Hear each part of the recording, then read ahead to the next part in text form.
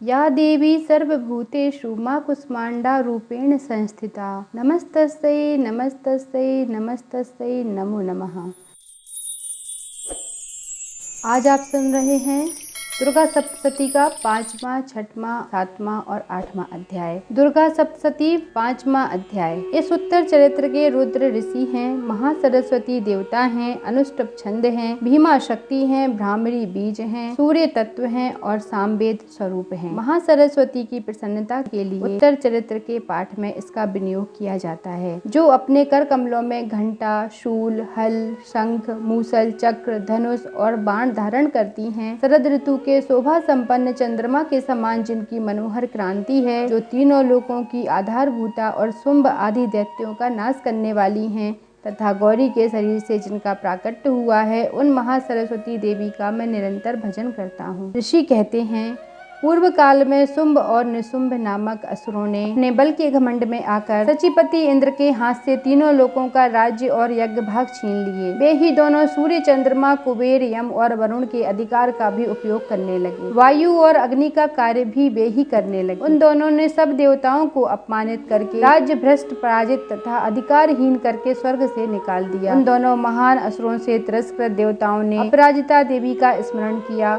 और सोचा, जगदम्बा ने हम लोगों को जो वर दिया था कि आपत्ति काल में स्मरण करने पर मैं तुम्हारी सब आपत्तियों का नाश कर दूंगी, यह विचार कर देवता गिरिराज हिमालय पर चले गए और वहां भगवती विष्णु माया की स्तुति करने लगे। देवता बोले, देवी को नमस्कार है, महादेवी शिवा को सर्वदा नमस्कार है, प्रकृति एवं भद्रा को प्रणाम है।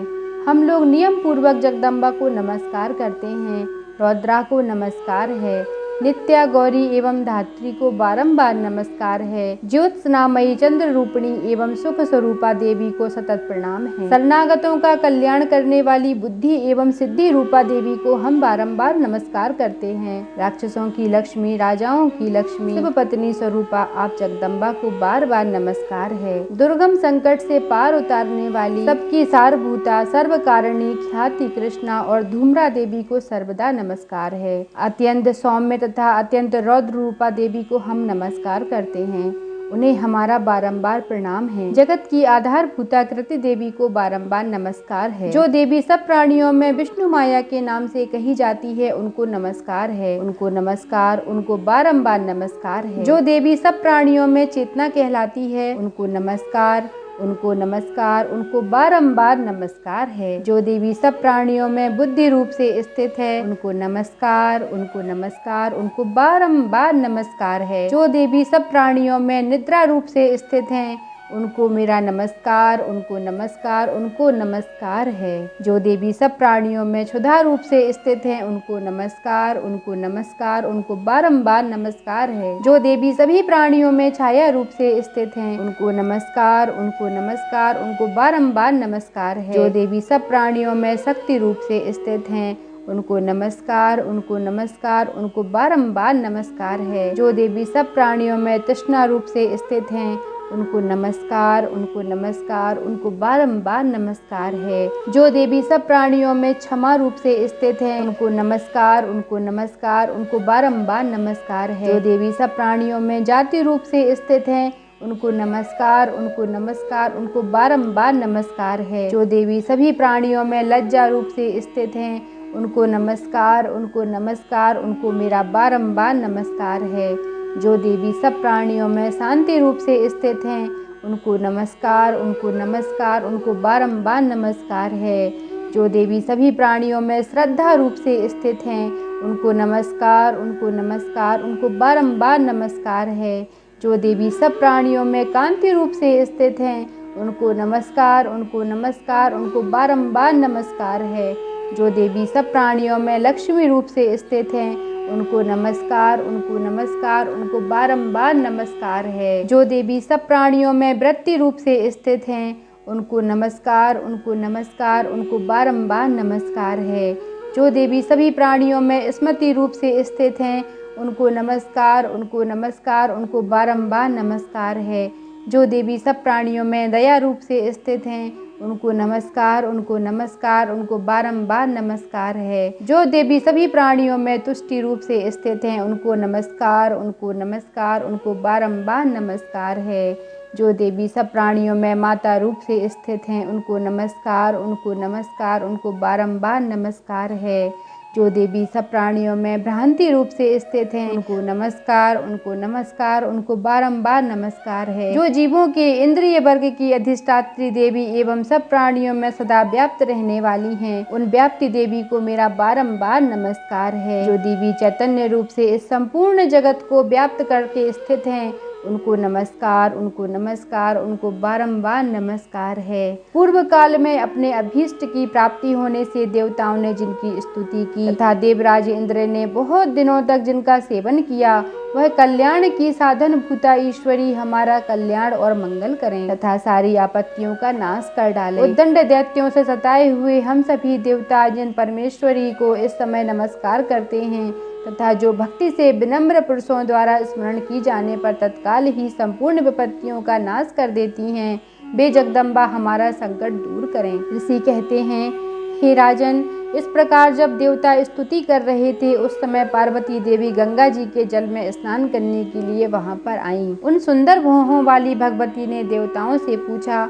आप लोग यहाँ किसकी स्तुति करते हैं? तब उन्हीं के शरीर कोश से प्रकट हुई शिवा देवी बोली, शुंभ दैत्य से तिरस्कृत और युद्ध में निशुंभ से पराजित हो यहाँ एकत्रित हुए ये समस्त देवता यह मेरी ही स्तुति कर रहे हैं। पार्वती जी के शरीर कोश से अंबिका का प्रादुर्भाव हुआ था, इसलिए वे समस्त लोकों में कौशिकी कही जाती हैं। कौशिकी के प्रकट होने के बाद पार्वती देवी का शरीर काले रंग का हो गया, अतः वे हिमालय पर रहने वाली कालिका देवी के नाम से विख्यात हो गईं। तदंतर शुंभ निशुंभ के भृत्य चंड मुंड वहां पर आए और उन्होंने परम मनोहर रूप धारण करने वाली अंबिका देवी को देखा। फिर वे शुंभ के पास जाकर बोले, हे महाराज, एक अत्यंत मनोहर स्त्री है जो अपनी दिव्य कांति से हिमालय को प्रकाशित कर रही है। वैसा उत्तम रूप कहीं किसी ने भी नहीं देखा होगा। हे असुरेश्वर, पता लगाइए वह देवी कौन है और उसे लेकर आइए। स्त्रियों में तो वह रत्न है, उसका प्रत्येक अंग बहुत ही सुंदर है तथा वह अपने श्री अंगों की प्रभा से संपूर्ण दिशाओं में प्रकाश फैला रही है। हे दैत्यराज, अभी वह हिमालय पर ही मौजूद है, आप उसे देख सकते हैं। प्रभु, तीनों लोकों में मणि, हाथी और घोड़े आदि जितने भी रत्न हैं, वे सब इस समय आपके घर में शोभा पाते हैं। हाथियों में रत्नभूत ऐरावत, यह पारिजात का वृक्ष और यह उच्च श्रवा घोड़ा, यह सब आपने इंद्र से लिया है। हंसों से जुता हुआ यह विमान भी आपके आंगन में शोभा पाता है। यह रत्नभूत अद्भुत विमान जो पहले ब्रह्मा जी के पास था, अब आपके यहाँ लाया गया है। यह महापद्म नामक निधि आप कुबेर से छीन लाए हैं। समुद्र ने भी आपको किंजलकनी नाम की माला भेंट की है, जो केसरों से सुशोभित है और जिसके कमल कभी कुम्हलाते नहीं हैं। स्वर्ण की वर्षा करने वाले वरुण का छत्र भी आपके घर में शोभा पाता है तथा यह श्रेष्ठ रथ जो पहले प्रजापति के अधिकार में था, अब आपके पास मौजूद है। हे देवेश्वर, मृत्यु की उत्क्रांतिदार नाम वाली शक्ति भी आपने छीन ली है तथा वरुण का पास और समुद्र में होने वाले सब प्रकार के रत्न आपके भाई निशुंभ के अधिकार में हैं। अग्नि ने भी स्वतः शुद्ध किए हुए 2 वस्त्र आपकी सेवा में अर्पित किए हैं। दैत्यराज, इस प्रकार सभी रत्न आपने एकत्र कर लिए हैं, फिर जो यह स्त्रियों में रत्न रूप कल्याणमयी देवी है, इसे आप क्यों नहीं अपने अधिकार में कर लेते? ऋषि कहते हैं, चंडमुंड का यह वचन सुनकर शुंभ ने महादैत्य सुग्रीव को दूत बनाकर देवी के पास भेज दिया और कहा, तुम मेरी आज्ञा से उसके सामने ये बातें कह देना और ऐसा उपाय करना जिससे प्रसन्न होकर वह शीघ्र ही यहाँ पर आ जाए। वह दूत पर्वत के अत्यंत रमणीय प्रदेश में जहाँ देवी मौजूद थी, वहाँ पर गया और मधुर वाणी में कोमल वचन बोला। दूत बोला, हे देवी, दैत्यराज शुंभ इस समय तीनों लोकों के परमेश्वर हैं। मैं उन्हीं का भेजा हुआ दूत हूँ और यहाँ तुम्हारे ही पास आया हूँ। उनकी आज्ञा सदा सब देवता एक स्वर से मानते हैं, कोई उनका उल्लंघन नहीं कर सकता।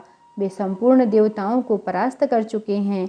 उन्होंने तुम्हारे लिए जो संदेश भेजा है, आप उसे सुनिए। संपूर्ण त्रिलोकी मेरे अधिकार में है, देवता भी मेरी आज्ञा के अधीन चलते हैं। संपूर्ण यज्ञों के भागों को मैं पृथक पृथक भोगता हूँ। तीनों लोकों में जितने श्रेष्ठ रत्न हैं, वे सब मेरे अधिकार में हैं।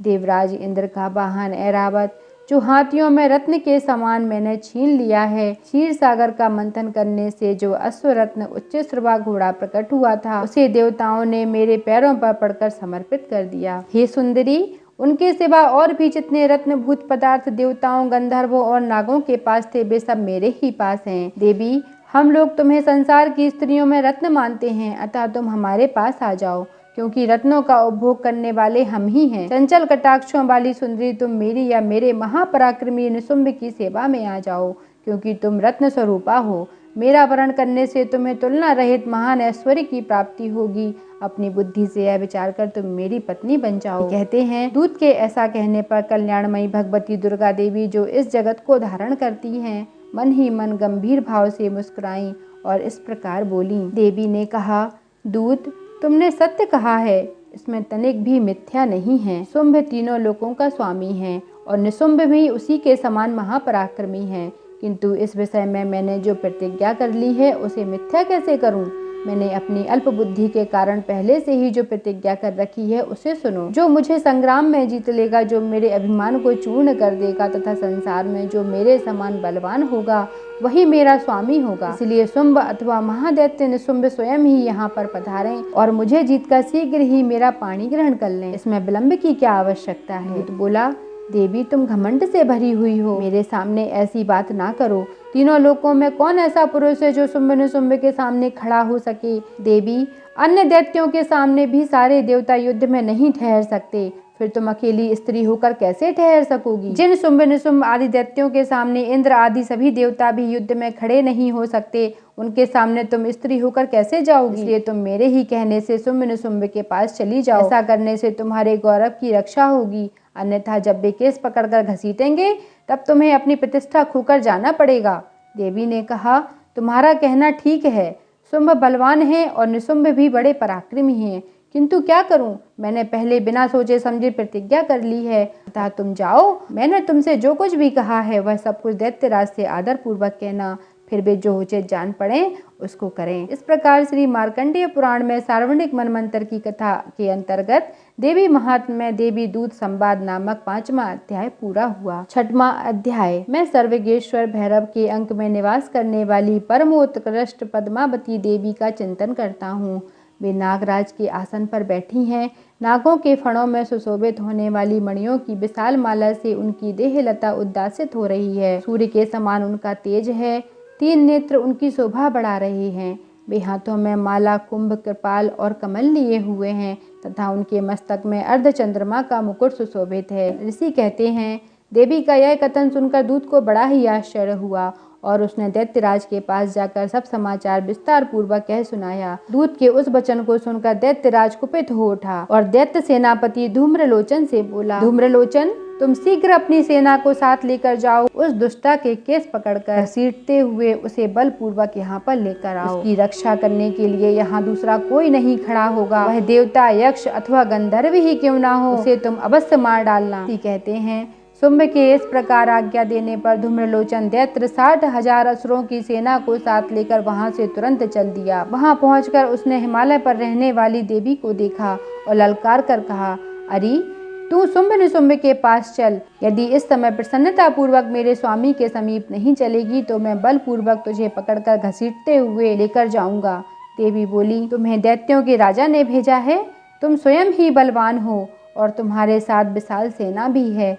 ऐसी दशा में यदि मुझे बलपूर्वक ले चलोगे तो मैं तुम्हारा क्या कर सकती हूँ। देवी के यूं कहने पर असुर धूम्रलोचन उनकी ओर दौड़ा। तब अंबिका ने हूम शब्द के उच्चारण मात्र से उसे भस्म कर दिया। फिर तो क्रोध में भरी हुई दैत्यों की विशाल सेना और अंबिका ने एक दूसरे पर शक्तियों तथा फरसों की वर्षा आरंभ कर दी। इतने में ही देवी का वाहन सिंह क्रोध में भरकर भयंकर गर्जना करके गर्दन के बालों को हिलाता हुआ असुरों की सेना पर कूद पड़ा। उसने कुछ दैत्यों को पंजे मारकर कितनों को अपने जबड़ों से और कितने ही महादैत्यों को पटक पटक कर ओठ की दाढ़ों से घायल करके मार डाला। उस सिंह ने अपने नखों से कितनों के पेट फाड़ डाले और थप्पड़ मारकर कितनों के सिर धड़ से अलग कर दिए। कितनों की भुजाएं और मस्तक काट डाले तथा अपनी गर्दन के बाल हिलाते हुए उसने दूसरे दैत्यों के पेट फाड़कर उनका रक्त चूस लिया।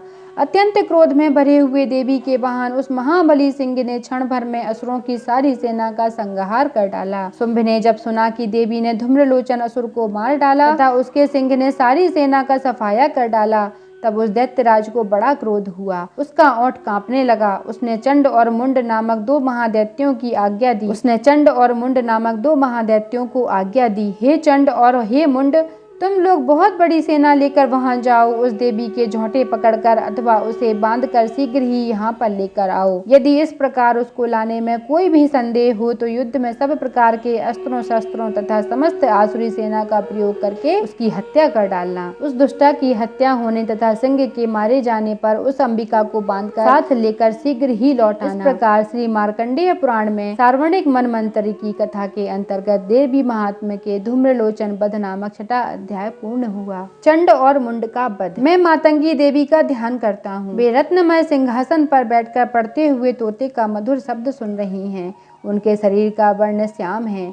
वे अपना एक पैर कमल पर रखे हुए हैं और मस्तक पर अर्धचंद्र धारण करती हैं तथा पुष्पों की माला धारण किए वीणा बजाती हैं। उनके अंग में कसी हुई चोली शोभा पा रही है। वे लाल रंग की साड़ी पहने हाथ में शंखमय पात्र लिए हुए हैं। उनके बदन पर मधु का हल्का हल्का प्रभाव जान पड़ता है और ललाट में बैंदी शोभा दे रही है। ऋषि कहते हैं, तदंतर शुंभ की आज्ञा पाकर वे चंड मुंड आदि दैत्य चतुरंगिनी सेना के साथ अस्त्र शस्त्रों से सुसज्जित होकर चल दिए। फिर गिरिराज हिमालय के स्वर्णमय ऊंचे शिखर पर पहुंचकर उन्होंने सिंह पर बैठी देवी को देखा। वे मंद मंद मुस्कुरा रही थीं। उन्हें देखकर दैत्य लोग तत्परता से पकड़ने का उद्योग करने लगे। किसी ने धनुष तान लिया, किसी ने तलवार संभाली और कुछ लोग देवी के पास आकर खड़े हो गए। तब अंबिका ने उन शत्रुओं के प्रति बड़ा ही क्रोध किया। उस समय क्रोध के कारण उनका मुख काला पड़ गया, ललाट में भौहें टेढ़ी हो गईं और वहां से तुरंत विकराल मुखी काली प्रकट हुई, जो तलवार और पास लिए हुए थी।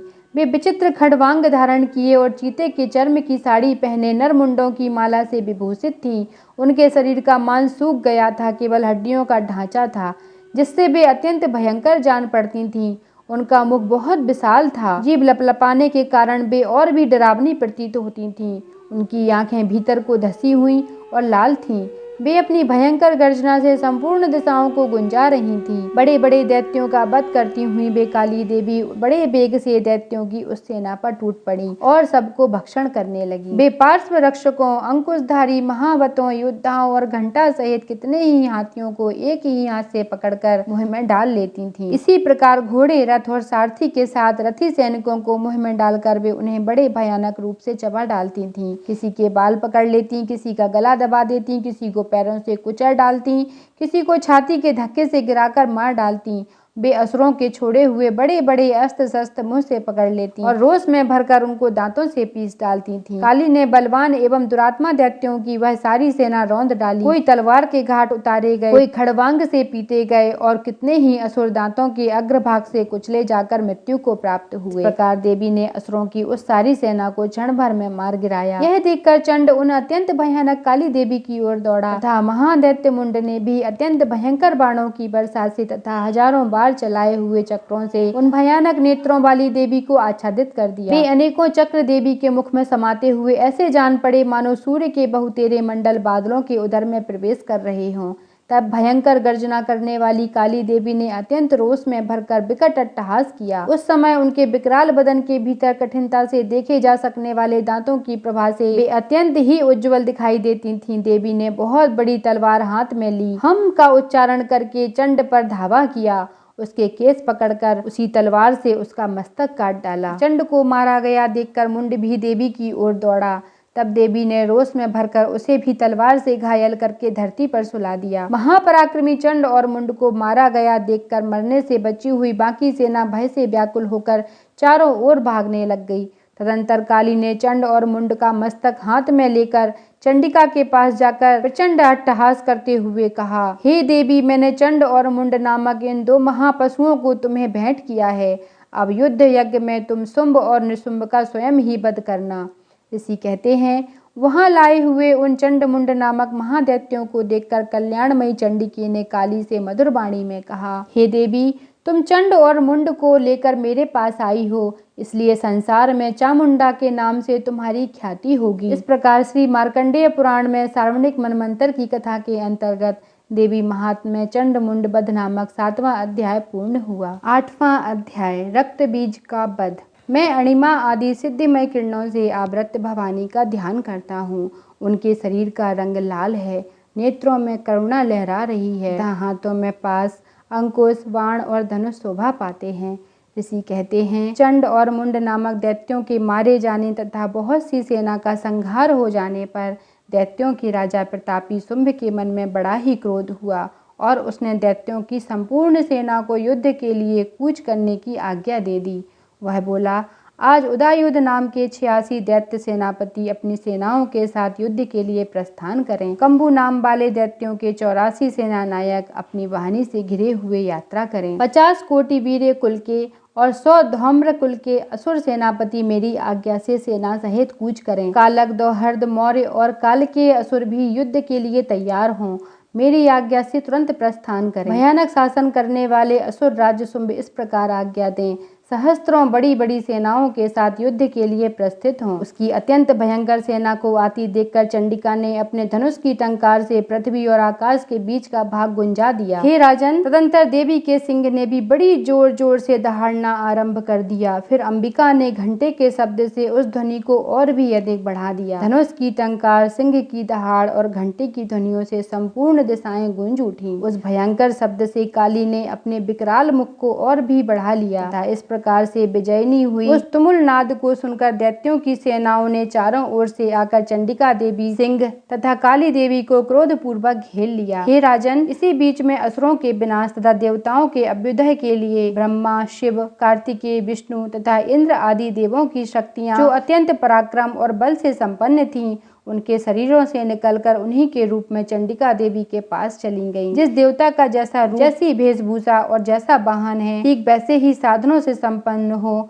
उसकी शक्ति असुरों से युद्ध करने के लिए आ गई। सबसे पहले हंस युक्त विमान पर बैठी हुई अक्षसूत्र और कमंडलों से सुशोभित ब्रह्मा जी की शक्ति उपस्थित हुई, जिसे ब्रह्माणी कहते हैं। महादेव जी की शक्ति वृषभ पर आरूढ़ हो, हाथों में श्रेष्ठ त्रिशूल धारण किए, महानाग का कंकण पहने, मस्तक में चंद्र रेखा से विभूषित होकर वहां पर पहुंची। कार्तिकेय जी की शक्ति रूपा जगदम्बिका उन्हीं का रूप धारण किए श्रेष्ठ मयूर पर आरूढ़ हो, हाथ में शक्ति लिए दैत्यों से युद्ध करने के लिए आई। इसी प्रकार भगवान विष्णु की शक्ति गरुड़ पर विराजमान होकर शंख, चक्र, गदा, धनुष तथा खड्ग हाथ में लिए वहां पर पहुंची। अनुपम यज्ञ बाराह का रूप धारण किए हुए श्री हरि की जो शक्ति है, वह भी बाराह शरीर धारण करके वहां पर उपस्थित हुई। नारसिंही शक्ति भी नरसिंह के समान शरीर धारण करके वहां पर आ गई। उसकी गर्दन के बालों के झटके से आकाश के तारे बिखर पड़ते थे। इसी प्रकार इंद्र की शक्ति वज्र हाथ में लिए गजराज ऐरावत पर आकर बैठ गई। उसके भी सहस्त्र नेत्र थे। इंद्र का जैसा रूप है वैसा ही उसका भी था। तदंतर उन देव शक्तियों से घिरे हुए महादेव जी ने चंडिका से कहा, मेरी प्रसन्नता के लिए तुम शीघ्र ही इन असुरों का संहार करो। तब देवी के शरीर से अत्यंत भयानक और परम उग्र चंडिका की शक्ति प्रकट हुई, जो सैकड़ों गीदड़ियों की भांति आवाज करने लगी थी। उस अपराजिता देवी ने धूमिल जटा वाले महादेव जी से कहा, हे भगवान, आप शुंभ निशुंभ के पास दूत बनकर जाइए और उन अत्यंत गर्वीले दानव शुंभ और निशुंभ दोनों से कहिए, साथ ही उनके अतिरिक्त जो भी दानव युद्ध के लिए वहां उपस्थित हों, उनको भी यह संदेश दीजिए, दैत्यों, यदि तुम जीवित रहना चाहते हो तो पाताल को लौट जाओ। इंद्र को त्रिलोकी का राज्य मिल जाए और देवता यज्ञ भाग का उपयोग करें। यदि बल के घमंड में आकर तुम युद्ध की अभिलाषा रखते हो तो आओ, मेरी शिवाएं तुम्हारे कच्चे मांस से तृप्त हों। चूंकि उस देवी ने भगवान शिव को दूत के कार्य में नियुक्त किया था, इसलिए वह शिवदूती के नाम से संसार में विख्यात हुई। वे महादैत्य भी भगवान शिव के मुंह से देवी के वचन सुनकर क्रोध में भर गए और जहाँ कात्यायनी विराजमान थी उस ओर बढ़े। तदंतर वे दैत्य अमर्ष में भरकर पहले ही देवी के ऊपर बाण, शक्ति और रिष्टि आदि अस्त्रों की वृष्टि करने लगी। तब देवी ने भी खेल खेल में धनुष की टंकार की और उससे छोड़े हुए बड़े बड़े बाणों द्वारा दैत्यों के चलाए हुए बाण, शूल, शक्ति और फरसों को काट डाला। फिर काली उनके आगे होकर शत्रुओं को शूल के प्रहार से विदीर्ण करने लगी और खड़वांग से उनका कचूमर निकालती हुई रणभूमि में विचरने लगी। ब्रह्माणी भी जिस जिस ओर दौड़ती उसी ओर अपने कमंडलू का जल छिड़ककर शत्रुओं के ओज और पराक्रम को नष्ट कर देती थी। माहेश्वरी ने त्रिशूल से तथा वैष्णवी ने चक्र से अत्यंत क्रोध से भरी हुई कुमार कार्तिकेय की शक्ति से दैत्यों का संहार आरंभ किया। इंद्र शक्ति के वज्र प्रहार से विदीर्ण हो सैकड़ों दैत्य दानव रक्त की धारा बहाते हुए पृथ्वी पर सो गए। बाराही शक्ति ने कितनों को अपनी थूथुन की मार से नष्ट किया, दानों के अग्रभाग से कितनों की छाती छेद डाली तथा कितने ही दैत्य उसके चक्र की चोट से विदीर्ण होकर गिर पड़े। नारसिंगी भी दूसरे महादैत्यों को अपने नखों से विदीर्ण करके खाती और सिंहनाद से दिशाओं एवं आकाश को गुंजाती हुई युद्ध क्षेत्र में विचरने लगी। कितने ही असुर शिवदूती के प्रचंड अट्टहास से अत्यंत भयभीत हो पृथ्वी पर गिर पड़े और गिरने पर उन्हें शिवदूती ने उस समय अपना अपना ग्रास बना लिया।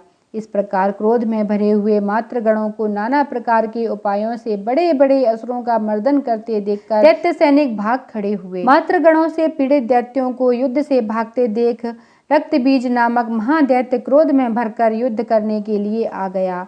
उसके शरीर से जब रक्त की बूंद पृथ्वी पर गिरती तब उसी के समान शक्तिशाली एक दूसरा महादैत्य पृथ्वी पर पैदा हो जाता। महासुर रक्तबीज हाथ में गदा लेकर इंद्र शक्ति के साथ युद्ध करने लगा। तब इंद्र ने अपने वज्र से रक्तबीज को मार डाला। वज्र से घायल होने पर उसके शरीर से बहुत सा रक्त चूने लगा और उससे उसी के समान रूप तथा पराक्रम वाले योद्धा उत्पन्न होने लगे। उसके शरीर से रक्त की जितनी बूंदें गिरी उतने ही पुरुष वहां पर उत्पन्न हो गए। वे सब रक्तबीज के समान ही वीरवान, बलवान तथा पराक्रमी थे। वे रक्त से उत्पन्न होने वाले पुरुष भी अत्यंत भयंकर अस्त्र शस्त्रों का प्रहार करते हुए वहां मातृगणों के साथ घोर युद्ध करने लगे। पुनः वज्र के प्रहार से जब उसका मस्तक घायल हुआ तब रक्त बहने लगा और उससे हजारों पुरुष उत्पन्न हो गए। वैष्णवी ने युद्ध में रक्तबीज पर चक्र का प्रहार किया तथा इंद्री ने उस सेनापति को गदा से चोट पहुंचाई। वैष्णवी के चक्र से घायल होने पर उसके शरीर से जो रक्त बहा और उससे जो उसी के बराबर आकार वाले सहस्त्रों महादैत्य प्रकट हुए, उनके द्वारा संपूर्ण जगत व्याप्त हो गया। कौमारी ने शक्ति से, वाराही ने खड़ग से और माहेश्वरी ने त्रिशूल से महादैत्य रक्तबीज को घायल किया। क्रोध में भरे हुए उस महादैत्य रक्तबीज ने भी गदा से सभी मात्र शक्तियों पर पृथक पृथक प्रहार किया। शक्ति और शूल आदि से अनेक बार घायल होने पर जो उसके शरीर से रक्त की धारा पृथ्वी पर गिरी, उससे भी निश्चय ही सैकड़ों असुर उत्पन्न हो गए। इस प्रकार उस महादैत्य के रक्त से प्रकट हुए असुरों द्वारा संपूर्ण जगत व्याप्त हो गया। इससे उन देवताओं को बड़ा ही भय हुआ। देवताओं को उदास देखकर चंडिका ने काली से शीघ्रता पूर्वक कहा, हे चामुंडे, तुम अपना मुख और भी फैलाओ तथा मेरे शस्त्र पात्र से गिरने वाले रक्त बिंदुओं और उनसे उत्पन्न होने वाले महादैत्यों को तुम अपने इस उतावले मुख से खा जाओ। इस प्रकार रक्त से उत्पन्न होने वाले महादैत्यों का भक्षण करती हुई तुम रण में विचरती रहो। ऐसा करने से उस दैत्य का सारा रक्त क्षीण हो जाने पर वह स्वयं ही नष्ट हो जाएगा। उन भयंकर दैत्यों को जब तुम खा जाओगी तब दूसरे नए दैत्य उत्पन्न नहीं हो सकेंगे। काली से यूं कहकर चंडिका देवी ने शूल से रक्त बीज को मार डाला और काली ने अपने मुख में उसका रक्त ले लिया। तब उसने वहां चंडिका पर गदा से प्रहार किया, किंतु उस गदापात ने देवी को तनिक भी वेदना नहीं पहुंचाई। रक्त बीज के घायल शरीर से बहुत सा रक्त गिरा, किंतु ज्यों ही वह गिरा त्यों ही चामुंडा ने उसे अपने मुख में ले लिया। रक्त गिरने से काली के मुख में जो महादैत्य उत्पन्न हुए उन्हें भी वह चट करके खा गई और उसने रक्त बीज का रक्त भी पी लिया। तदंतर देवी ने रक्त बीज को, जिसका रक्त चामुंडा ने पी लिया था, वज्र, बाण, खड़ग तथा रिष्टि आदि से मार डाला। हे राजन, इस प्रकार शस्त्रों के समुदाय से आहत एवं रक्तहीन हुआ महादैत्य रक्त बीज पृथ्वी पर गिर पड़ा। हे नरेश्वर, इससे देवताओं को अनुपम हर्ष की प्राप्ति हुई और मातृगण उन असुरों के रक्तपान के मद से उद्धृत सा होकर नृत्य करने लगा। इस प्रकार श्री मार्कंडेय पुराण में सार्वणिक मनमंत्र की कथा के अंतर्गत देवी महात्म्य रक्त बीज वध नामक 8वां अध्याय पूर्ण हुआ। ओम जयंती मंगला काली भद्रकाली कपालिनी दुर्गा क्षमा सेवा दात्री स्वाहा सदा नमोस्तुते। जय माता दी।